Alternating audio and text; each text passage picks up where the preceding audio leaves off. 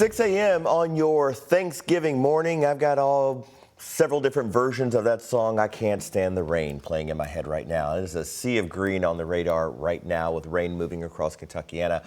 We're going to go over all the potential impacts that might have on travel here and across the country. Good morning to you, Kentuckiana, and happy Thanksgiving. I'm Eric King. Grace has a day off. That overnight rain is continuing into this holiday morning.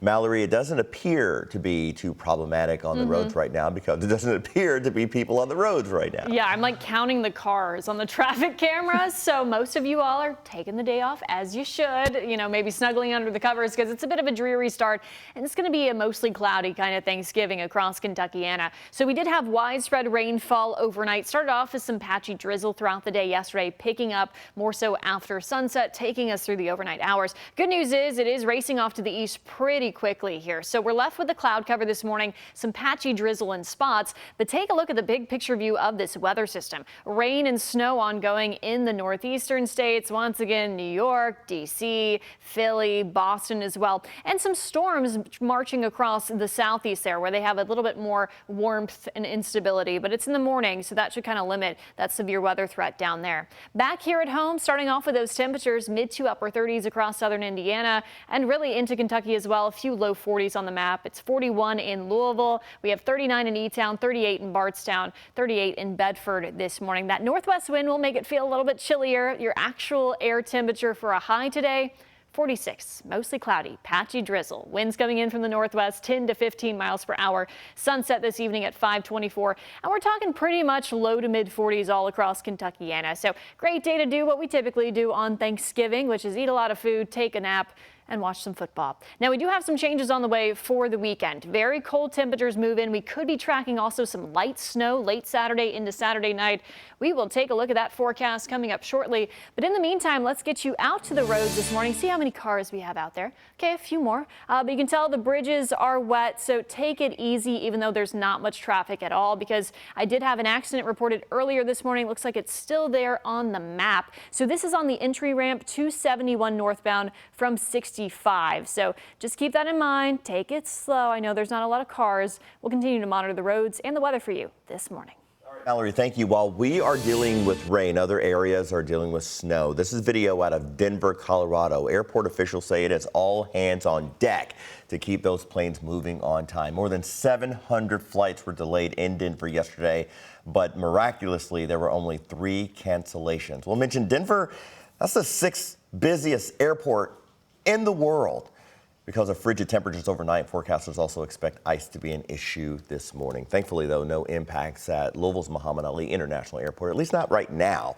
Fly Louisville shows all departing flights today are currently on time. You should still check with your airline, though, if you're going to be moving through the air today. We will keep you updated to any changes throughout the morning here on GMK. Now, again, if you're on the roads today or will be, practice patience. You can see just how bad the backups were in places like Chicago and Philadelphia. AAA says Thanksgiving Day isn't typically the busiest time to drive, but it does project a record 71.7 million people will be driving through Monday. Also, it's a great time to download that WHAS11 News app. It's free. That's where we'll send you alerts on weather changes or traffic issues just to keep you on track over the holiday weekend. New this morning, police are trying to track down a missing man. This is 80-year-old Alan Dries. We're told he was last seen around U of L Hospital on Jackson Street in downtown around 2 o'clock yesterday afternoon. He has red hair, a beard, and no teeth. If you see him, you're urged to call 911 or 574-LMPD. I just heard some sort of explosion outside my house. I thought a car hit the house. Like, it may not be an emergency to us, but it may be an emergency somewhere else. This is a very large boom. It sounded like an explosion. We both thought that somebody hit our houses with a car. Do you know where on Payne Street? The only reason why I ask is because my brother lives on Payne Street. I'm 75. My brain's a little fluttered. Those 911 calls tell the story of fear and confusion in those moments right after the Givaudan plant explosion. Now, that company is facing a second lawsuit. WHAS11's Ian Hardwood spoke to the attorney behind it. 2 weeks after the emergency calls rolled in when the Givaudan plant in Clifton exploded, confusion continues as neighbors worry about what sort of permanent damage has been done. Plants don't blow up in the middle of neighborhoods. The fight is going to be over is what are they entitled to over and above, the cost of fixing a window. Tad Thomas represents 2 Payne Street homeowners, one worried about the structural integrity of their home after Givaudan's plant blew up, the other re-experiencing PTSD. The suit accuses the company of negligence over the explosion of pressure cooker number 6, which authorities say overheated and blew up. What's the proof that cooker 6 was either ignored or mishandled? So that's what we're going to get into. One of the reasons for filing the lawsuit is to give us access to what they knew and when they knew it. Thomas expects that lawsuit to combine with others that have already been filed and more that are waiting to be filed. Randy Crumley is one of those people waiting to file. He was home when the plant explosion sent a metal beam through his side window. There's nothing down there. We already checked these drawers. He came back just to pick over the remains of his apartment. Driving's a problem for him now. Blast investigators told him not to touch his vehicle, which he worries insurance won't pay enough money out for. It had low miles. I took care of it. I fixed everything that was wrong with it. A utility pole collapsed, landing on the car, but now he's struggling with something you can't see. I'm a 40-year-old man out here, and I'm scared of thunder now. You know what I mean? Anytime I hear a loud noise, every time I've heard a loud noise, a day has not gone by where I haven't ducked for cover because I thought it was happening again. There we go. Crumley's figuring out how to put his life together again after losing his home. In Louisville, Ian Hardwick, WHAS11, on your side. The first lawsuit against Givaudan was filed by a delivery driver. Charles Fowler accuses the company of negligence in the blast, which he says triggered PTSD symptoms he first developed while serving in Iraq. Attorneys have opened it as a class action lawsuit, allowing anyone else impacted to join. Bob Baffert is back at the track. The legendary and controversial horse trainer had a victorious return to Churchill Downs yesterday after a 3-year suspension. WHAS11's Alexandra Goldberg and photojournalist Aspen Hester report.